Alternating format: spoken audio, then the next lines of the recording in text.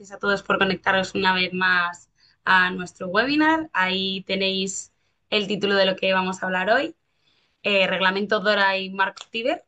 Y para ello tenemos a nuestro compañero Juan Tárrega y Albert Recuerda, que cada uno de ellos se va a encargar de explicar cada uno su parte correspondiente de lo que vamos a tratar hoy aquí. Y nada, la dinámica es la de siempre y nos podéis ir escribiendo en la zona de preguntas las preguntas que os vayan saliendo durante toda la presentación y luego al final de la ponencia pues ya os resolvemos todas las preguntas que tengáis, ¿vale?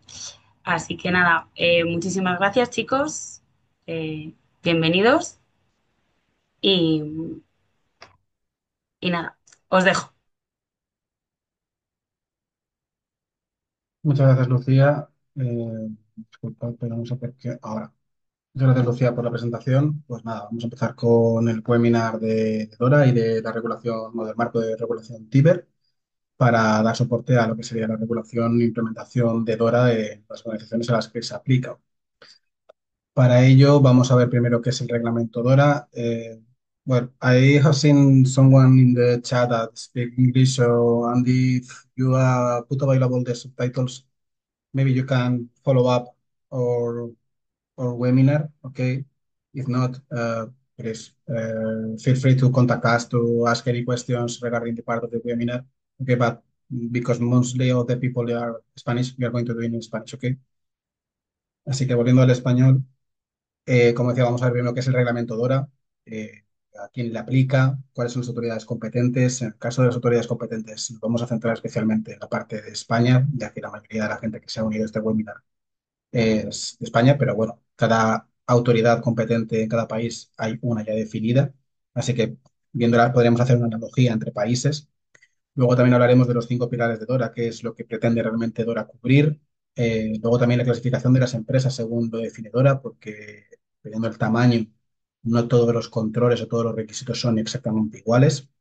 Veremos también comparativa de DORA contra la típica ISO INTIS de 1001, que todo el mundo puede estar más familiarizado. Y también entre DORA y NIS 2, porque al final ambas salieron muy cerquita una de la otra. Son dos reglamentos europeos que salieron muy cerquita uno del otro. La gran mayoría de las empresas que les aplica DORA también les aplica NIS 2, pero no al revés. Entonces, veremos también qué similitudes tienen entre esas dos. Y si ya tengo una ISO 20001, esto cómo se asemeja a lo que tengo que hacer si no he hecho todavía nada diferente para poder cumplir con. Luego también veríamos las consecuencias de un incumplimiento y luego la metodología que en Audea seguimos para implementar Dora. Y luego más concretamente, dentro de esa metodología, hablaremos de lo que serían las amenazas persistentes o la realización de pentest o auditorías técnicas con respecto a amenazas inteligentes, que aquí ya sería Albert quien me explicaría con más detalle lo que es el TLPT. ¿Vale? Entonces, ¿qué es el reglamento DORA? Pues bueno, el reglamento DORA viene a ser el reglamento de residencia operativa digital, de sus siglas en inglés, y bueno, pues es una regulación de la Unión Europea, principalmente focalizada al sector financiero y al sector asegurador, ¿vale? Todo lo que tenga que ver, o una entidad que tenga que ver con servicios financieros, bancarios o de aseguradoras, pues les aplica el reglamento DORA, ¿vale? Principalmente también con las que estén en sector europeo, porque a lo mejor puede ser una empresa aseguradora o un banco que tenga sede en el Reino Unido, pero trabaja u opera en países de la Unión Europea y por tanto tiene que cumplir con DORA.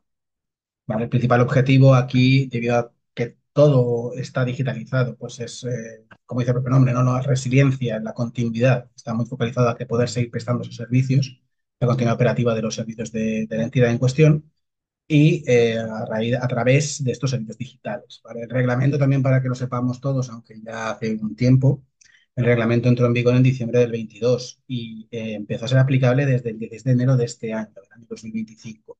¿Vale? Por tanto, a día de hoy, cualquier entidad a la que les aplique DORA, pues podría eh, ser reclamada o se le puede pedir cualquier acción por parte de los organismos de supervisión, ¿vale? Que ahora veremos cuáles son. Y para que busquemos una analogía, pues es muy parecido al cumplimiento con GDPR. Actualmente no hay un esquema de certificación donde yo diga que si tengo un certificado o un budget, perdón, un budget, un sello en el que diga, pues esto cumplo con Dora, ¿vale? Es más un cumplimiento proactivo, es un cumplimiento continuo en el que tenemos que supervisar que todos los requisitos que se marcan en Dora pues están siendo implementados y continuados en el tiempo, ¿vale? De igual manera, como digo, que con GDPR, ¿vale? Por continuar, ¿a quién le aplica el reglamento DORA principalmente? Pues, como hemos comentado antes, le aplica principalmente a entidades financieras, bancos, empresas de inversión, compañías de seguros, intermediarios de los propios seguros, sociedades que gestionen activos y también a todos aquellos proveedores de servicios digitales que suministren justamente a estas entidades que les aplica servicios digitales, de servicios TIC, ¿vale? Entonces, al final, también como parte de la cadena de suministro y como está últimamente focalizando todos los reglamentos europeos, tanto NIS2, DORA, como he dicho, GDPR, otras más locales que pueden que también esté familiarizada con la gente que está actualmente en la sala, pues el Esquema Nacional de Seguridad español, está dando muchísimo foco en la cadena de suministro y por tanto esos proveedores, servicios TIC o servicios ICT, pues tienen que cumplir también con los requisitos de DORA que les aplica a ellos para garantizar que toda la cadena de suministro de los datos y de la información y de la continuidad de estas entidades aplicadas, pues también se mantiene en la cadena.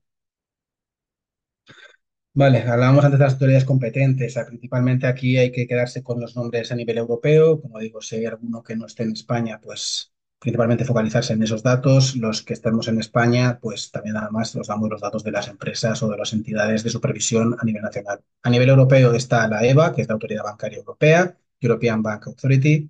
También está ESMA, que es la Autoridad Europea de Valores y Mercados, European, bueno, la ESA, no me acuerdo cuál es, perdonad, pero vamos, sería la Autoridad Europea de Valores y Mercados.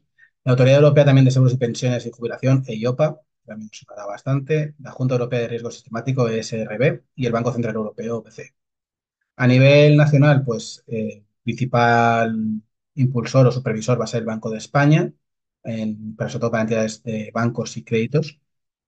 Luego también va a estar en la Comisión Nacional de Mercado de Valores o la CNMV para entidades de mercado de valores, la DGSFP o Dirección General de Seguros y Fondos de Pensiones para las aseguradoras, así como otras, pero principalmente para que nos focalicemos Banco de España, Comisión Nacional de Mercado de Valores y la Dirección General de Seguros y Fondos.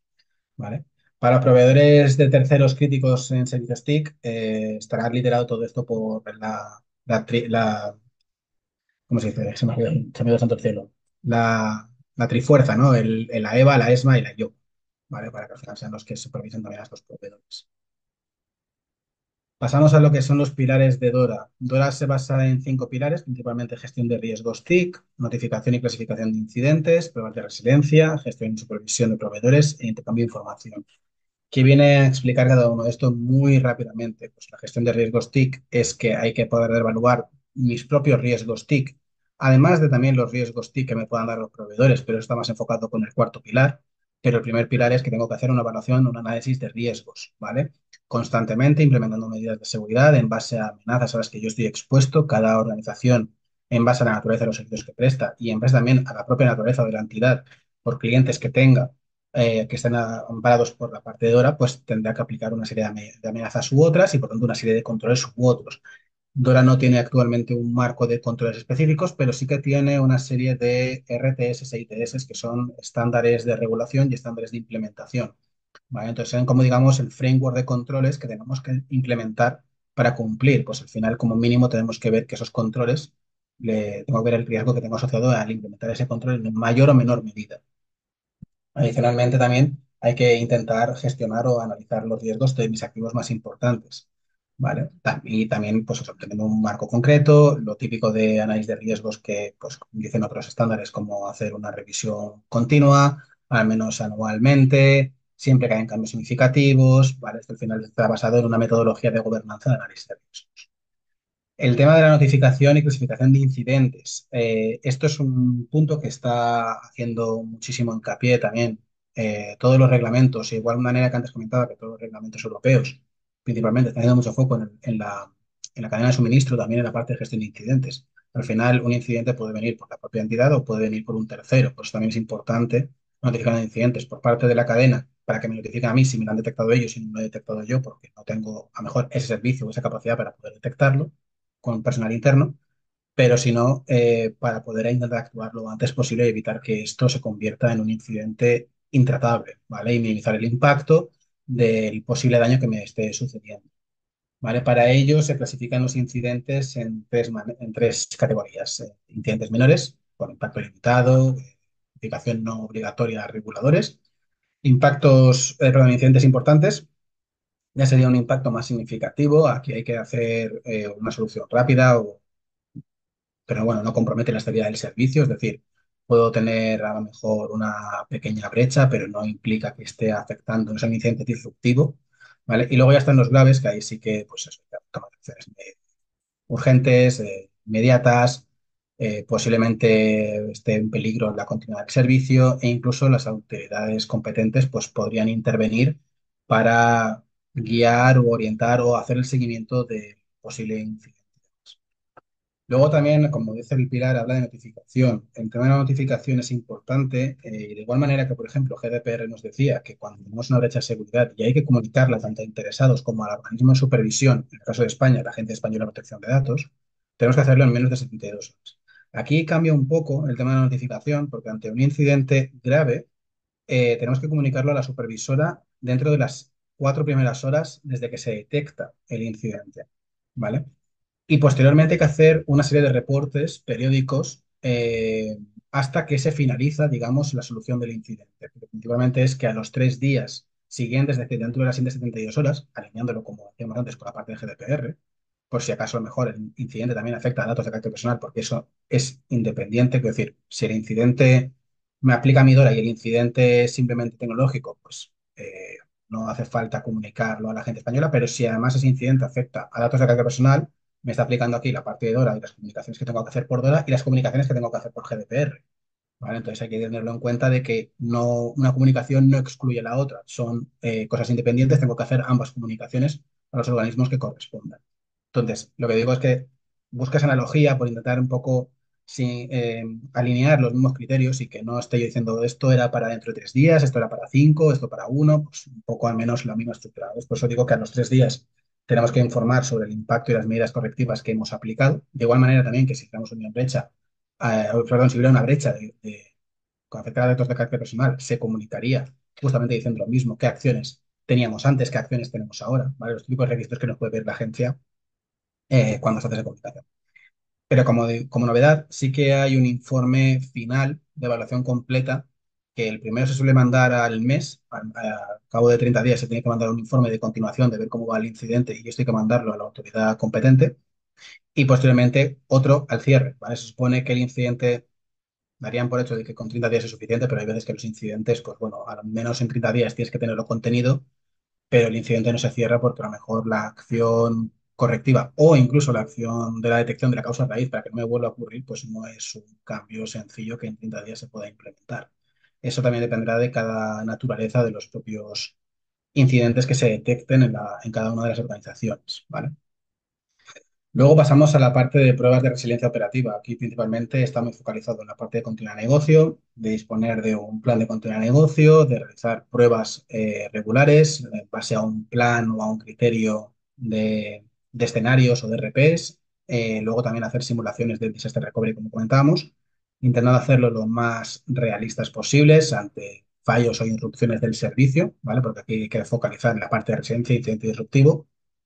Y luego también, además, para empresas grandes, y aquí ya empiezo a introducir un poco la parte de ciber, se incluye lo que sería el análisis de vulnerabilidades y ejercicios de pentesting ante amenazas inteligentes, ¿vale? O amenazas, sí, avanzadas, ¿no? Advanced Threat. Posteriormente también está la gestión y supervisión de proveedores TIC, como hablábamos antes, la cadena de suministro. Aquí hay que hacer un registro, ¿no? de toda la información que tengo yo con acuerdos en base a mis proveedores TIC. Tienen que estar acuerdos en vigor, comunicados al Banco de España o a la autoridad competente, a la Comisión Nacional de Mercado de Valores, la autoridad competente que toque. El tema de la selección de proveedores ahora ya es un poco más estricta, es más cautelosa. Tenemos que garantizar que ese proveedor, si es TIC, principalmente tiene que cumplir con todos los requisitos de DORA si me va a prestar esos servicios a mí. cláusulas contractuales claras, no puede dejar lugar a duda de que estoy exigiendo un requisito por hora o no. Y luego la supervisión periódica que, por ejemplo, en base a una ISO 27 ya venía también, o en base a la escala nacional de seguridad, ya se venía haciendo. Al final tengo que tener, claro, un proceso de homologación y selección de proveedores, otro en el que seleccione, digamos, al proveedor que me va a dar ese proyecto o ese servicio en cuestión, y luego un seguimiento que se puede llamar gestión diaria, pero no tiene por qué ser día a día hacer un chequeo, sino que es una gestión continua en el tiempo de que el proveedor me está prestando esos servicios de acuerdo a los SLAs y al propio contrato firmado y en caso de que no, pues realizar las acciones correspondientes. Y luego también involucrar a los terceros en la parte de la resiliencia, ¿no? En el tercer pilar que estábamos hablando antes, tenemos que involucrarlos en la parte de pruebas de continuidad de negocio. No me vale simplemente con que el proveedor me diga que tiene un plan de continuidad de negocio y que dice que hace pruebas, ¿vale? Sino que también, aparte, a lo mejor hay que involucrarlo en la propia recuperación, porque a lo mejor ellos son los encargados de administrarme los sistemas o de realizarme las copias de backup. Entonces, yo lo único que hago al final es dar órdenes, como que el que dice, para que el proveedor pues me haga las acciones correspondientes. Y luego, como último pilar, está el intercambio de información entre entidades financieras, ¿vale? Aquí esto es un poco el compartir las ciberamenazas. Esto, por ejemplo, hablar en cosas de temas locales a nivel nacional, el CCN hace mucho hincapié en que cualquier incidente sea comunicado al CCNCERT o al INCIBECERT o al CERT de turno, pero principalmente a estos dos CERTs, porque ellos luego hablan entre sí y empiezan a intercomunicarse, a cambiarse opiniones de amenazas que estén habiendo en los ecosistemas españoles o en el contexto de las empresas españolas, nuevos vectores de ataque, cómo poder corregirlo y así también poder luego indicar al resto de empresas pues cómo actuar en caso de una situación así. Entonces, aquí principalmente es eso, el tema de compartir información entre sí de las ciberamenazas. Esta comunicación sería con los diferentes organismos de supervisión que ellos ya se comunicarían entre nacional, europeo y viceversa hacia abajo. ¿Vale? Bien, ¿cómo se clasifican las empresas según Dora? Bueno, pues Dora habla de tres empresas, ¿no? Lo que sería pequeña, mediana y grande. También hay un criterio muy concreto para microempresa, que sería todavía algo inferior a la parte de pequeña, en la que tienen requisitos simplificados, ¿vale? Bueno, realmente aquí, lo que hemos puesto aquí como pequeña empresa es lo que se referiría a la microempresa, ¿vale? Son extensiones o requisitos simplificados respecto a reporte de incidentes, la parte de gestión de análisis de riesgos, ¿vale? La parte, los artículos referidos al análisis de riesgos para una empresa mediana o grande son bastante más, bueno, o hay más artículos, digamos, que refieren a la parte de análisis de riesgos, pero en esencia la metodología que pide la parte de análisis de riesgos es lo que viene diciéndonos de toda la vida las metodologías de gestión de riesgos. No hay grandes cambios o grandes acciones a llevar a cabo.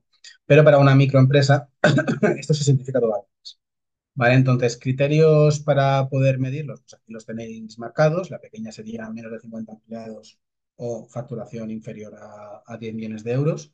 Mediana empresa entre 50 y 250 y menos de 50 millones anuales. Y gran empresa, pues más de 250 y o más de 50 millones de euros de facturación. Luego íbamos a hablar también de la comparativa de ISO versus DORA versus NIS.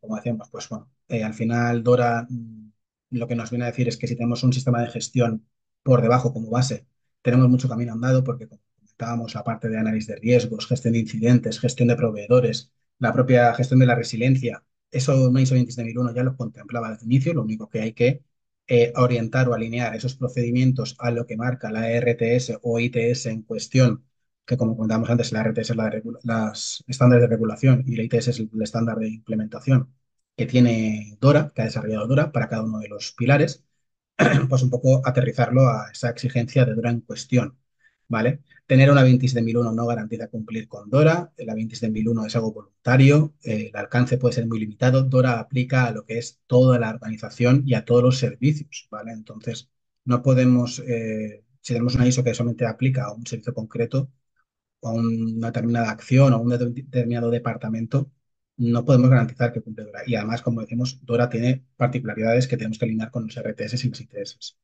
¿Vale? Lo que decíamos también de usar 26001 como base, ¿no? Para el sistema de gestión, para la parte de la gobernanza, pues es un buen paso, es un buen camino, ya que nos evitamos tener que crear comités, tener que concienciar a ciertas personas o ciertos roles en la organización de que tienen que hacer ciertas tareas. ¿vale? Ya vienen machacados por la parte de la 27, pues es un poco más, es un extra más, ¿vale? Luego también queríamos hacer una comparativa entre Dora y NIS 2, porque al final ambas salieron muy parecidas y como decía, normalmente a quien le aplica Dora le va a aplicar NIS 2, porque en NIS 2 el sector financiero y el asegurador es otro de los sectores, es uno de los dos, son sectores que están dentro del alcance de lo que se han definido como empresas esenciales o importantes, ¿vale?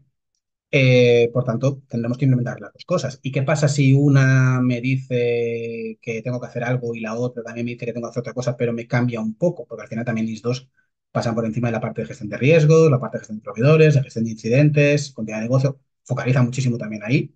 ¿Qué pasa si tengo que hacer ambas cosas?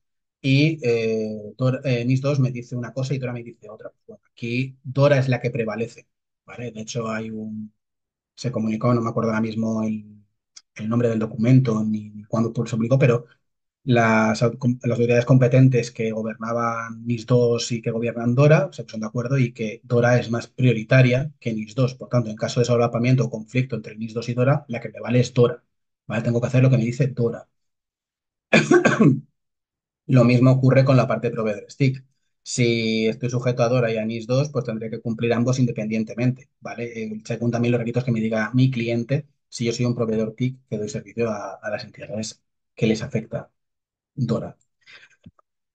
Vale, ¿qué conlleva su incumplimiento? Pues bueno, como eh, desde que se implementó GDPR con su nuevo criterio de sanciones, pues aquí es un criterio un poco similar, ¿no? Es decir, dependerá de la facturación anual de la organización o la multa puede ascender hasta 10 millones o ese 5%, lo que sea más grande, lo que sea más dañino para la organización, pues esa es la multa que el organismo de supervisión pondrá, ¿vale? Además, las entidades financieras pueden enfrentarse también a reclamaciones de indemnización por parte de clientes o terceros, de manera muy similar, por buscar una analogía con lo que hace GDPR. En GDPR un cliente puede denunciar a la agencia, es decir, al organismo de supervisión, y hacer una reclamación. Pues algo similar. Puede ocurrir que de repente el Banco de España pueda pedir a ese organismo, la CNMV puede reclamar a la organización en cuestión y pues tendrá que dar respuesta pues, algo de manera muy similar a que ocurre ahora mismo con GDPR. Y entramos ya un poco más en materia de cómo os ayudamos desde Audea a implementar o a garantizar un cumplimiento con Dora. Bueno, primero de todo tenemos que hacer un ASIS, ¿no? Un diagnóstico inicial, un gap análisis y un plan de acción para poder conocer la situación de la organización, cómo está. Si ya partíamos previamente por clientes que han trabajado con nosotros y les hemos ayudado a implementar otros estándares de certificación o otros requisitos de compliance, pues al menos ya tenemos ese conocimiento, pero al final sí o sí tenemos que tener un punto de partida. Tenemos que tener una SIS en cómo estamos hoy en día versus cómo estamos o qué me pide Dora, ¿vale? Entonces tenemos que tener una SIS y luego el plan de acción, que sería el tuyo. A partir de ahí, normalmente lo que hacemos es revisar toda la parte documental o crear el sistema de gestión documental en caso de que no exista, ¿vale? Porque al final todo tiene que basarse en procedimientos escritos.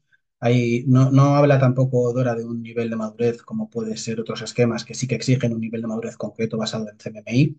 En este caso, es muy bueno que se mantenga todo escrito. Siempre se recomienda en una limpieza tener todo escrito porque al final evitamos dudas y conflictos ante la situación de cómo se implementa, cómo se lleva a cabo una acción, porque vale la pena no tenerlo en la cabeza siempre y el know-how hay que mantenerlo por si la persona que se encarga de esa acción abandona la organización al final, ¿no? Entonces, el know-how se tiene que mantener y eso en un sistema de gestión documental es donde corresponde. Posteriormente empezaríamos con la parte de gestión de riesgos de TIC, ¿vale? Revisaríamos el análisis de riesgos o lo crearíamos en caso de que no existiera, revisando la metodología, revisando la evaluación que hay de los propios activos esenciales o importantes de la organización. También se incluiría la parte de gestión de riesgos de proveedores TIC, como se exigen otros pilares, etcétera. Y bueno, posteriormente también hablaríamos de formación y concienciación. Formaríamos a todo el personal involucrado, tanto de los comités que se creen, como nuevos roles, como nuevos responsables que se asignen a ciertas tareas, pues concienciarlos en la importancia. Por ejemplo, la principal importancia es el tema de la sanción económica, porque si no hago una de las tareas me pueden meter una multa y ya hemos visto que pequeñas no son. Y posteriormente también nos ayudaríamos en la parte de pruebas de resiliencia, es decir, revisaríamos lo que tenéis actualmente en cuanto a continuidad de negocio, vías, RIAs, DRPs, etcétera. Y os ayudaríamos incluso a realizar las propias pruebas mediante handbooks, pruebas de top table, pruebas de simulacro, lo que se necesite, pues se diseñaría ese tipo de prueba y ahí os ayudaríamos a llevarla a cabo, ¿vale? Tomando nota en todo momento de cómo se ha ido llevando, haciendo una bitácora de la acción en cuestión. Y si vemos que hay algún desalineamiento entre la propia prueba y el propio DRP en cuestión que dice que tengo que hacer, pues ajustaremos el DRP para ver si realmente es un fallo porque habíamos pensado que se tendría que hacer en un orden concreto o haciendo unas acciones concretas y no es así, o bien porque la persona que ha podido realizar la prueba no era consciente, no estaba formada y por tanto vuelvo al paso anterior, tomar una acción concreta. Al final, las pruebas de resiliencia no solamente sirven para ver la capacidad de, ante una situación de crisis, bien sea un blackout como ocurrió hace 2 meses, o un incidente disruptivo de cibernético como puede ser un ransomware o tal, sino también son para estar preparados de que la gente que tiene que hacer esas tareas no comete errores y al final no vayamos como pollos sin cabeza, tengamos un orden, un criterio y una estructura. Y por último, también, aparte, desde la parte de Audea, nos ofreceríamos lo que sería el TLPT, ¿vale? Que ahora entraremos en mucho más detalle y aquí ya le dejo a Albert la batuta. Si quieres, Albert, tomar control tú de la pantalla. Sí, un segundo que no me aparece la opción.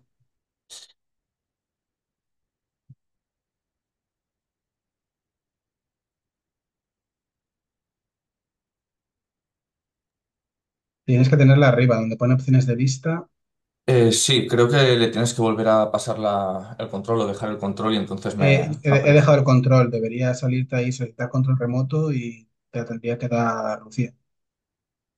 Ahora, bueno, pues como comentaba Juan, desde Audia también podemos ayudaros en el tema del TLPT. Pero, ¿qué es esto del TLPT? Bueno, pues son un tipo de pruebas de penetración avanzadas basadas en inteligencia de amenazas específica para cada entidad. ¿Esto de dónde viene? El Banco Central Europeo en el 2018 creó lo que vendría a ser el marco voluntario TIBER. Este Tiber recoge pues qué hay que hacer en este tipo de pruebas y cómo habría que hacerlo, ¿no? Luego veremos más en detalle pues qué partes hay interesadas en este tipo de pruebas, un poco qué se espera y cuál suele ser el procedimiento. ¿Qué relación tiene esto del Tiber con Dora? Bueno, pues si Tiber define qué hay que hacer y cómo hay que hacerlo, Dora estaría especificando a quién le aplica o quién tendría que hacerlo y cada cuándo. Dora intenta recoger este marco Tiber y los intenta unificar. Ahora mismo hay algunas pequeñas diferencias, pero la idea es que a largo plazo pues acaben siendo totalmente unificadas y no haya ningún tipo de diferencia. Comentando por encima de alto nivel, Dora especifica que este tipo de pruebas son para grandes empresas y habría que hacerlas cada 3 años, una vez cada 3 años. Em, que es un poco a diferencia, ¿no? de esto del Tiber, que sería de forma voluntaria. ¿Qué partes involucradas hay en este tipo de pruebas de penetración basadas en inteligencia? Bueno, por una parte tendríamos la autoridad, el cual pues, puede ser el Banco de España, la CNMV, en caso nacional. En esta autoridad ellos crean un equipo de control, el cual su función es supervisar las pruebas, tanto el proceso de licitación con los proveedores, etcétera, etcétera.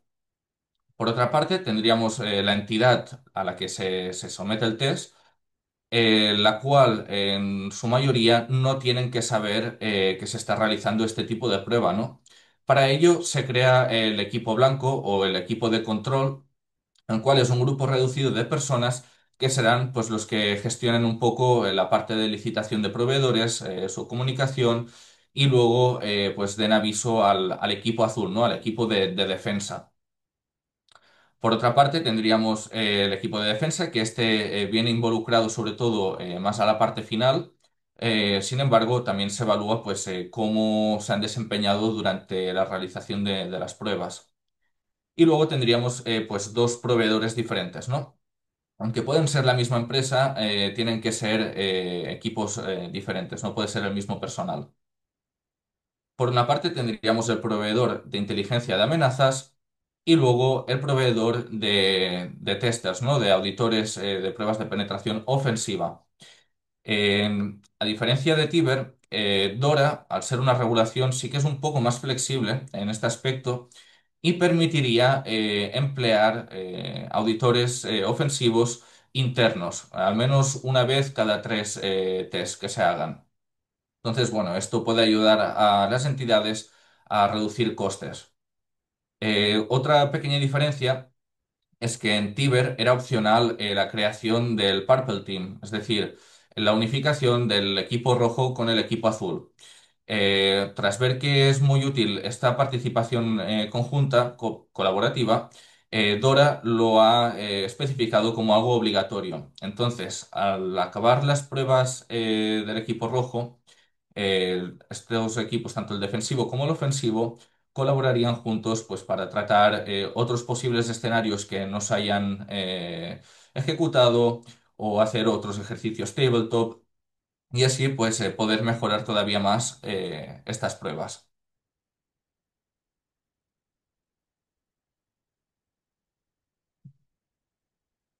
Aquí vemos un poco la misma información, simplemente pues detallado con algunos puntos clave, ¿no? de cuál es la función de cada equipo.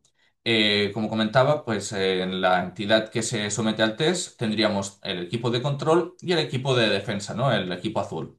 El equipo de control pues sirve como punto de contacto y toma de decisiones. Y luego también pues parte de monitorización y de gestión de riesgos.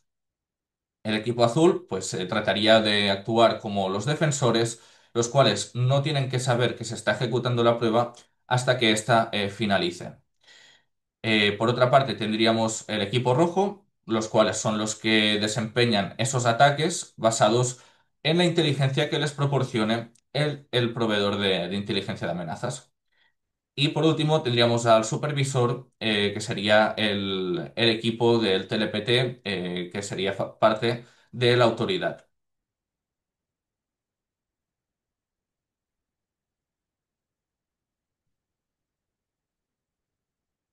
¿Cómo se pueden escoger los proveedores para este tipo de pruebas? Bueno, pues básicamente hay unos requisitos generales, entre ellos, por ejemplo, el organismo supervisor, es decir, Banco de España, por ejemplo, no puede dar recomendaciones sobre qué proveedor escoger, pero más o menos se tiene en cuenta o se pide que estos proveedores tengan al menos 2 años de experiencia en el sector, esto para la parte de los operadores y para la parte de los responsables del equipo de al menos 5 años.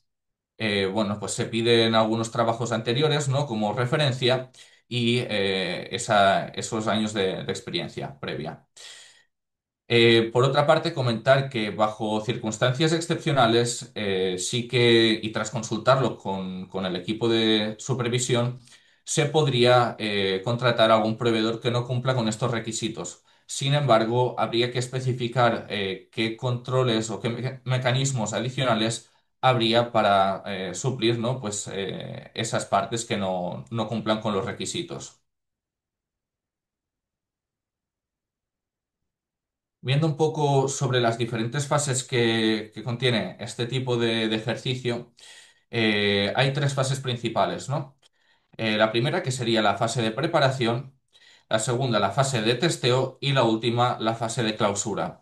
Dentro de estas tres fases, pues hay diferentes partes en las que se tiene que ir involucrando a los diferentes equipos. Los tiempos que veis aquí son algo un poco general. No siempre va a ser así. Al final depende un poco de cada entidad, pues de lo grande que sea, si requiere también participación de diferentes países. Bueno, pues dependiendo un poco de cada caso, se puede mover un poco los tiempos. En la fase de preparación, bueno, lo primero se empezaría con la notificación por parte de la autoridad hacia la entidad de que hay que realizar el TLPT, ¿no? En caso de Banco de España, a lo mejor, pues puede notificar a una entidad de que tendrían que realizar este tipo de prueba. Entonces empezaría esa fase de preparación y, bueno, pues empezar con la parte de iniciación de documentos tanto el desarrollo del alcance, bueno, y una serie de información que van a pedir. Una vez realizada la preparación, teniendo en cuenta también esa licitación a proveedores, etcétera, se iría con la parte del testeo. En esta parte de test se empieza con una fase de recopilación de inteligencia de amenazas por parte de este proveedor, donde hay una entregable que sería el informe de inteligencia de amenazas específica.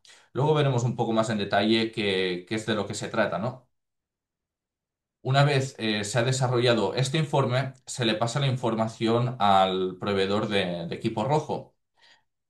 Este, con esta información, tiene que desarrollar un test plan, ¿no?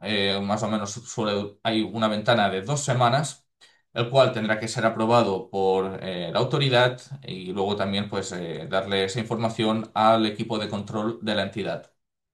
Una vez hay el visto bueno por todas las partes, se empezarían con las pruebas o los ataques activamente hacia la entidad.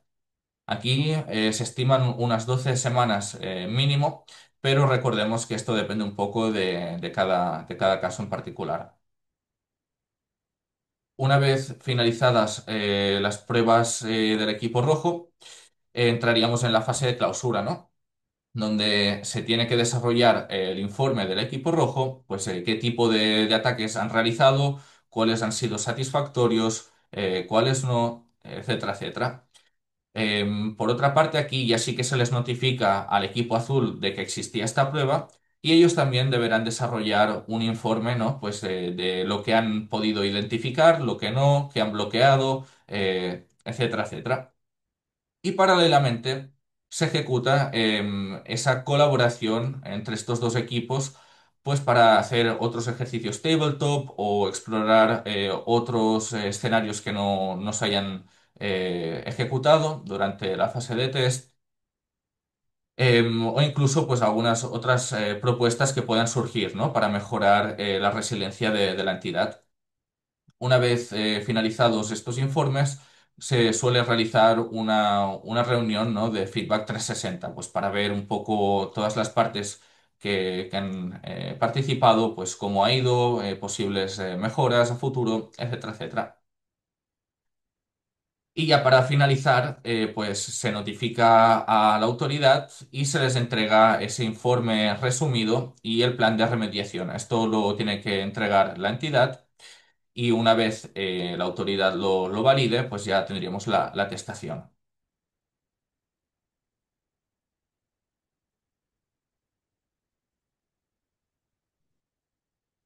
Vale, vamos a ver un poco de qué trata esto del informe de inteligencia, ¿no? Porque sí que a lo mejor estamos más familiarizados con lo que vendría a ser una prueba de penetración, ¿no? Donde se expone posibles vectores de ataque, vulnerabilidades, cómo se ha podido acceder a los sistemas, pero a lo mejor no estamos tan familiarizados con esos informes de inteligencia específica. Estos informes se basan en recopilar el máximo de información de esta entidad, ¿no? Y para ello, una de esas cosas importantes que hay que evaluar es contextualizar qué funciones críticas tiene esta entidad que se somete al test, ¿no? En este caso, en este ejemplo, pues podríamos tener la reputación de marca, control de acceso y gestión de identidad, continuidad del servicio o la emisión de órdenes para realizar transacciones, ¿no? Esto podrían ser algunas de sus funciones críticas.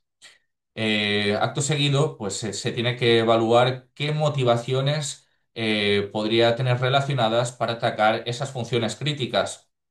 En este caso, pues tanto de ciberespionaje, motivaciones económicas o motivaciones incluso hacktivistas, ¿no? Más ideológicas. Una vez se ha hecho esta relación, hay que buscar cuáles serían los actores de amenaza que son más relevantes o que pueden tener más interés atacar tanto esas funciones críticas como a la entidad. Una vez con esta información, también hay que especificar qué riesgo tendría para esa entidad. Es decir, a lo mejor hay un actor de amenazas que tiene un gran interés por alguna de esas funciones críticas, pero la probabilidad es baja por X motivos. pues el riesgo podría ser moderado. En caso de que a lo mejor hubiera un actor de amenazas que tiene gran interés y ha demostrado que ataca a sector nacional, por ejemplo, pues podría ser categorizado como riesgo alto. Entonces, bueno, esto es una de las partes de ese informe de inteligencia donde hay que identificar esos actores de amenaza que podrían ser más relevantes. Por otra parte, hay que también identificar o describir estos actores de amenaza, qué interés o cómo operarían ante estas funciones críticas identificadas. Por ejemplo, en la emisión de órdenes para transacciones, pues podrían tener esa motivación de ganancias económicas, del robo de dinero. O en la reputación de marca, pues también la extorsión o venta de información ir hilando, ¿no? Ese perfil de cómo un actor de amenazas real podría afectar a esta entidad. ¿Esto por qué es útil? Porque luego el proveedor de equipo rojo tendrá que simular, ¿no? O adaptar sus ataques en base a esta inteligencia. Otra parte fundamental de este informe de inteligencia es identificar las TTPs, ¿no?, que están utilizando esos actores de amenazas. Las TTPs son las tácticas, técnicas y procedimientos, es decir, cómo suelen atacar, qué suelen emplear en sus ataques, pues un poco sus motivaciones, también contextualizarlo, poner un poco también el historial, ¿no?, del por qué puede ser relevante para esta entidad. ¿Han atacado ya anteriormente al sector en este caso financiero? ¿Han atacado a nivel nacional? ¿Qué están empleando? Bueno, pues especificar, ¿no?, toda esta información para cada actor que sea relevante. Y esto también le es útil al proveedor de equipo rojo, pues para utilizar herramientas parecidas o vectores de ataque parecidos. Y por último, en este informe de inteligencia se desarrollan ciertos escenarios, ¿no? Se proponen ciertos escenarios que el equipo rojo podría utilizar en este tipo de pruebas, ¿no? Estos escenarios, ¿qué es importante especificar? Bueno, a qué funciones críticas afectarían, a qué subfunciones críticas también se verían afectadas, qué se evalúa con cada uno de estos escenarios, cuál es la motivación o qué motivación relacionada habría con ese escenario, qué objetivo también habría, pues en este caso, por ejemplo, demostrar capacidad para el despliegue de un ransomware, por ejemplo, y qué impacto podría tener, ¿no? Que se ejecute satisfactoriamente este tipo de caso. Y luego, pues, un diagrama, ¿no?, de cómo podría desenvolverse y tanto parte narrativa de cómo ese actor de amenazas podría realizar este ataque y también desarrollando un poco, ¿no?, esas TTPs. Toda esta información luego la tiene que recoger el equipo rojo, masticar, digerir y a partir de ahí ellos construyen ese test plan, ¿no? Donde se especifica pues, qué van a realizar, qué duración va a tener estimada, ya que, bueno, aunque este tipo de prueba tiene que ser altamente confidencial, pues sí que se les da esta información al equipo de control, ¿no? Pues para que tengan conocimiento y no avisen a las autoridades en caso de ciberataque satisfactorio. Y hasta aquí, a modo alto nivel, ¿no? Esta parte del TLPT, porque es algo bastante denso y bueno, al final lo importante aquí es ver un poco de qué va, qué fases tiene, cómo se involucran las diferentes partes y bueno, en cualquier caso nos podéis contactar y estaremos encantados de ayudaros.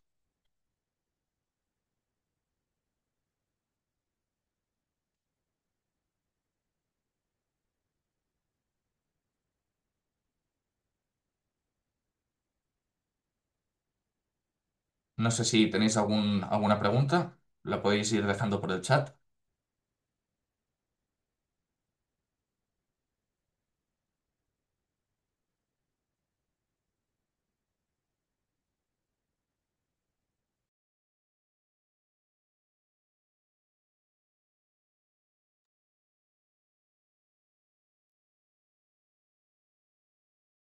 Bueno, veo que no hay preguntas, así que entiendo que habéis sido súper claros y directos. Yo, bueno, tengo aquí una serie de preguntas que son nada, son cuatro preguntitas fáciles y rápidas, más que nada, pues para hacer un pequeño repaso del total. Entonces, bueno, si hablamos un poco de Dora, Juan, ¿cómo pretende Dora armonizar todos los requisitos regulatorios que están dentro de la Unión Europea? Bueno, a ver, la idea de Dora es eso, unificar y estandarizar todos los requisitos de residencia digital, especialmente entre las entidades financieras, sea bancos, aseguradoras, etcétera.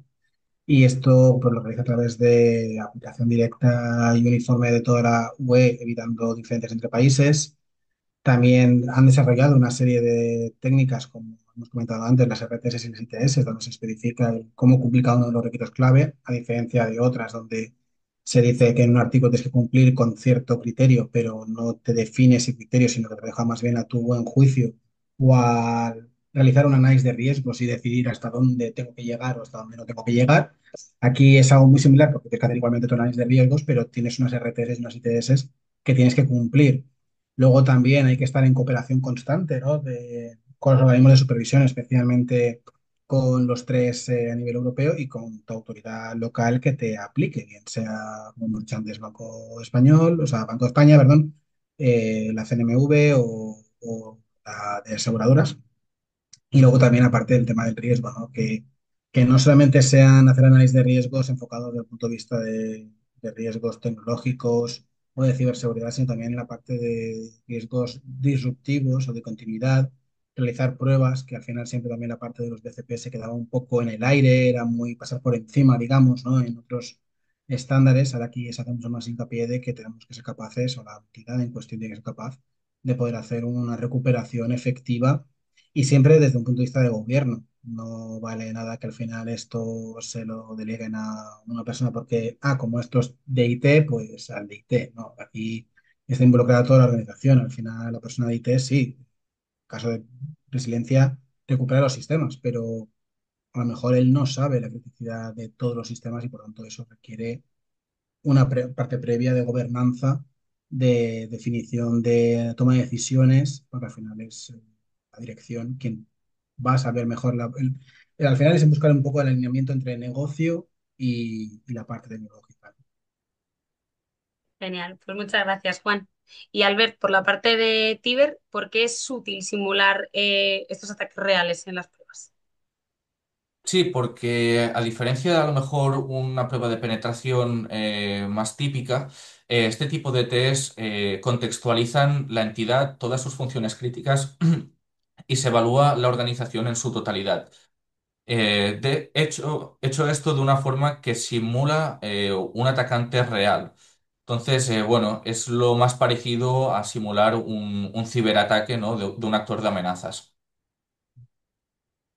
Genial. Bueno, pues chicos, ya nos despedimos. Damos las gracias a todos los asistentes por participar. Si os ha quedado alguna duda o necesitáis más información sobre el tema, podéis enviarnos un correo a info@audia.es. Y nada más.